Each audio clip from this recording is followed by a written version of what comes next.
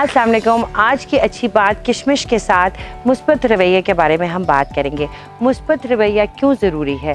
वो इसलिए ज़रूरी है कि मुस्बत रवैया रखने से आपकी ज़हनी और जिस्मानी दोनों चीज़ें बेहतर होती हैं, आप बेहतर फ़ील करते हैं, उससे आपके इर्द-गिर्द का माहौल बेहतर होता है, जो आपके लोग आपके साथ होते हैं उनको बहुत फ़र्क पड़ता है। आपको कोशिश करना चाहिए कि एक पॉज़िटिव एटीट्यूड रखें हर चीज़ के साथ, हर वक़्त। अपनी नाकामियों से इंसान को सीखना चाहिए, जो आप चीज़ गलत कर रहे हैं या कुछ गलत हो जाता है उससे आप सीखें और आगे बढ़ने की कोशिश करें।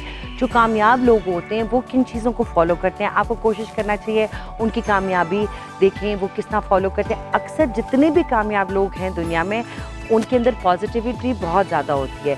तो हर रोज़ एक नया दिन होता है, हर रोज़ आप पॉजिटिविटी से दिन का आगाज़ कर सकते हैं। Thank you very much for watching.